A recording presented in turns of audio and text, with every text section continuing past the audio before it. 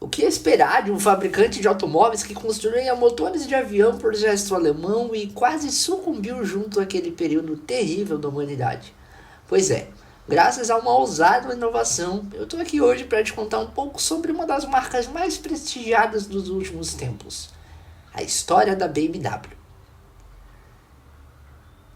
BMW, como é conhecida hoje, começa lá com Karl Friedrich Rapp, um jovem engenheiro mecânico vindo do sudoeste da Alemanha.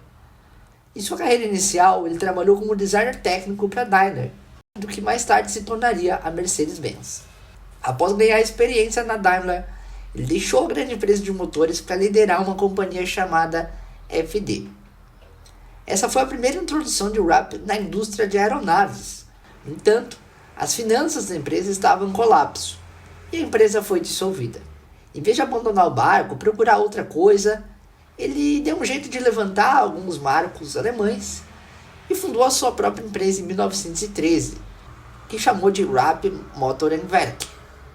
O crescimento foi rápido. Em apenas 2 anos, a empresa empregava 370 trabalhadores. Os negócios de Rapp coincidiram com o início da primeira GM. Como produtora de motores para aeronaves, a empresa estava perfeitamente posicionada para prosperar, fornecendo armamentos para as forças alemãs na época. Infelizmente, os motores que ele produziu tinham problemas de instabilidade que os tornavam pouco confiáveis. A Rapp Motor and Werk quase foi forçada a fechar as portas, mas com a guerra ainda em andamento, o exército prussiano, em um momento de desespero total, encomendou 600 motores da empresa de Rapp, salvando ela da falência. No entanto, havia algumas condições para que essa venda fosse finalizada. Um homem chamado Franz Josef Popp foi enviado à empresa de Rapp como representante da Marinha Austríaca. Assim como Rapp, ele também havia trabalhado na Daimler e possui um currículo mais interessante, porque acabou liderando o departamento na AEG, também tinha colaborado com as maiores potências mecânicas do país. Durante o seu tempo na Marinha, Popp convenceu os seus superiores de que o Rapp Motor Werk era perfeitamente adequada para a produção em tempos de guerra. O que o Rapp não sabia era que Popp estava realmente lá para tomar o controle da sua empresa. Foi quando Franz Josef Popp foi enviado à empresa de Rapp para garantir o controle de qualidade, já que o exército havia feito uma grande encomenda e todos os padrões precisavam ser atendidos, especialmente porque a empresa não estava lá tão bem assim de reputação. Então, mesmo sem expectativas, Popp ficou chocado com o que encontrou ao chegar lá. A falta de gestão estava causando um caos e ameaçando a produção dos motores. Então, Popp não perdeu tempo e assumiu o controle da situação, ganhando a confiança do conselho e contratando uma equipe de engenheiros que impulsionaria a empresa rumo ao sucesso. Nesse ponto, Karl Rapp foi afastado da sua posição e se mudou para trabalhar em uma empresa de engenharia na Califórnia. Popp percebeu o potencial da estrutura das instalações e, após assumir o controle, a empresa foi renomeada para Bavarian Motor and Werk, ou BMW em inglês, Bavarian Engine Works Company. O logotipo quadriculado em azul e branco faz referência à própria bandeira da Baviera, que foi ligeiramente modificada para cumprir com os regulamentos de marcas registradas, mas manteve o mesmo design básico. Ainda assim, seria necessário um enorme esforço e investimento para transformar a empresa. Felizmente, o negócio em dificuldades atraiu o interesse de Camilo, um empresário proeminente que viu o mesmo potencial. Armados com as 3 letras que se tornariam icônicas, a BMW estava pronta para a produção. A primeira máquina a sair de linha de produção foi o BMW 3A, um motor de aeronave de 6 cilindros em linha que estabeleceu o modelo para os futuros designs da empresa. No entanto, havia um mercado muito maior esperando para ser explorado, o mercado de automóveis, e o destino os empurraria cada vez mais nesta direção. Após a primeira GM, a demanda por motores de aeronaves praticamente desapareceu. Como resultado da derrota na guerra, os fabricantes alemães foram também severamente limitados pelo Tratado de Versalhes, que proibia as empresas alemãs de construir armamentos, incluindo os motores. Franz Josef Popp ficou sem um plano muito claro, mas de forma engenhosa ele usou os recursos da empresa para redirecionar a produção para freios ferroviários, motores de motocicletas e equipamentos agrícolas. Em 1922, 3 diferentes empresas de manufatura uniram suas operações para fortalecer ainda mais o negócio. Esse seria o último ato de Camillo, que foi acusado de fraude e teve que fugir para a Itália para evitar uma prisão. Com isso, Popp tornou-se o único líder da BMW. Um de seus primeiros projetos foi lançar o primeiro veículo independente da empresa, a motocicleta R32. E essa não era uma motocicleta comum, ela quebrou o recorde mundial de velocidade. A BMW ganhou rapidamente reconhecimento em toda a Europa por sua engenharia de ponta. Em 1928, após adquirir a empresa automobilística FE, a BMW voltou a sua atenção para os veículos que a impulsionariam ao sucesso global. Com motor de válvula lateral de 747 cilindradas, transmissão manual de 3 marchas e uma velocidade máxima de 75 km por hora, o BMW sinalizou que um novo grande jogador havia chegado à indústria automobilística. Mas foi somente no final da década de 30, com modelos como o BMW 327, que os ingredientes para o sucesso se reuniram. O 327 demonstrou que a empresa podia fabricar um carro de turismo poderoso e competitivo, exibindo uma grade frontal que se tornaria uma das marcas registradas da BMW. Popp consolidou a BMW, adquirindo várias empresas menores, incluindo uma americana, e o que permitiu então contornar o Tratado de Versalhes e reiniciar a produção de motores de aeronaves. No entanto, Popp resistiu a investir pesadamente na produção de aeronaves durante a década de 30, às vésperas da segunda GM iniciada pela Alemanha. Ele temia, na época, que isso pudesse corroer a autonomia da BMW e eventualmente levar a empresa à ruína financeira novamente. E ele estava certo. O regime removeu Popp da liderança da empresa quando ele não seguiu as suas diretrizes. Pois é, no final da década de 30, a BMW foi reduzida a uma estrutura básica, fortemente financiada por contratos governamentais e pelos esforços de guerra. Após a segunda GM, a fábrica foi tomada pelas forças soviéticas, que usaram o logotipo da BMW para produzir os seus próprios carros. Embora não conseguissem atingir a qualidade dos originais, isso sinalizou de forma clara o valor que o nome da BMW já havia conquistado. Em 51, 2 décadas após a empresa ter sido envolvida e o conflito terminado, a BMW ressurgiu com força total. O luxuoso BMW 501 foi lançado, exibindo a tecnologia de ponta da empresa.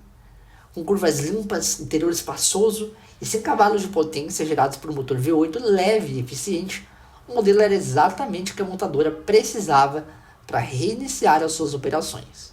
Então, após a segunda GM na década de 50, a Volkswagen, criada durante o regime para produzir automóveis acessíveis, tornou-se um símbolo na Alemanha pós-guerra. Com carros elegantes, confiáveis e acima de tudo acessíveis, a VW dominava o mercado, enquanto o segmento de carros de luxo, com foco na BMW, já não era tão lucrativo. Isso forçou a BMW a mudar rapidamente de direção. Ao final da década de 50, a BMW estava à beira da falência novamente, quase sendo adquirida pela concorrente Daimler-Benz. Embora as vendas de motocicletas foram fortes, o BMW 507, lançado em 1956, acabou sendo um desastre financeiro. Apesar de atrair clientes famosos como Elvis Presley, os altos custos de produção resultaram em uma perda de 15 milhões de marcos alemães. A situação piorou com o lançamento da BMW Zeta, em 1954. Embora fosse inovadora, o seu tamanho reduzido e semelhante a de um Smart atual não agradou os consumidores. O modelo seguinte, o BMW 600, com design ousado de porta frontal, também fracassou. E, com uma sequência de falhas, a Daimler-Benz estava pronta para assumir a BMW. Então, em 59, a família Quandt, uma família rica alemã, injetou capital na BMW, dando à empresa uma última chance. O resultado foi o lançamento da série 700. Para economizar, os engenheiros reciclaram componentes do BMW 600, mas redesenharam completamente a carroceria, lançando versões coupé e sedã compacto. Pesando pouco mais de 635 kg, o modelo oferecia mais espaço que os concorrentes pequenos e se destacou em competições de automobilismo. Esse sucesso resgatou a BMW da falência. Apesar disso, a BMW ainda operava no vermelho ao final dos anos 50. Foi apenas com o lançamento da série 1500, conhecida como Neue Klasse, que a estabilidade financeira foi garantida. Esse modelo compacto de 4 portas lançado em 62 era mais acessível e atraente para as famílias. No ano de lançamento, a BMW alcançou o equilíbrio financeiro, gerando uma receita de 294 milhões de marcos. Em 63, as vendas aumentaram quase 50%, chegando a 433 milhões de marcos alemães. Em 72, a confiança na BMW foi completamente restaurada e a empresa inaugurou sua sede em Munique, projetada para se assemelhar a um motor de 4 cilindros, simbolizando um novo começo e grandes ambições para o futuro. Depois de se estabelecer como fabricante de automóveis de luxo funcional, a BMW conseguiu igualar a concorrência da Volkswagen. Esse sucesso permitiu à empresa lançar modelos icônicos ao longo da década de 70, como o sedã médio da série 5, o sedã compacto da série 3, os luxuosos cupês da série 6 e os grandes sedãs de luxo da série 7. Com a linha consolidada, a BMW voltou a sua atenção para outro rival alemão, a Porsche. Determinada a se destacar no automobilismo, a BMW reconheceu que o sucesso nas corridas andava de mãos dadas com o aumento de reconhecimento à marca. Foi nesse contexto que nasceu o BMW M1. Desenvolvido para se diferenciar dos concorrentes, seu design com motor central proporcionava melhor equilíbrio e tração das rodas traseiras.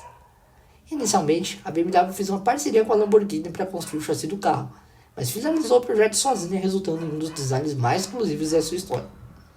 Descrito como um supercarro com alma, luxo e velocidade,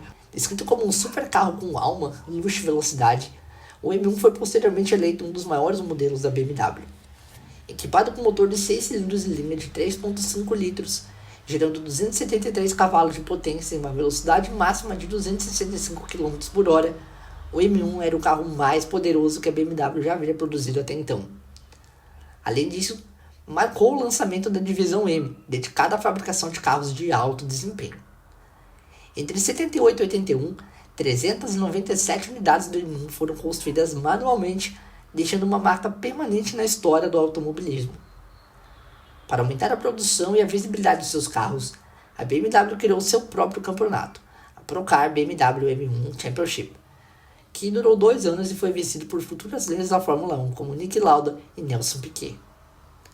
Menos de 3 décadas após ter quase falido, a BMW havia se estabelecido como líder em inovação de carros esportivos, se consolidando como um símbolo de status e poder. Porém, ao se aproximar do século XXI, uma nova pergunta surgia: como uma fabricante clássica de automóveis poderia manter a sua relevância e seu diferencial competitivo? Em 89, a BMW lançou o E30 M3, um dos designs mais icônicos da marca que deu origem a gerações de modelos que permanecem populares até os dias atuais.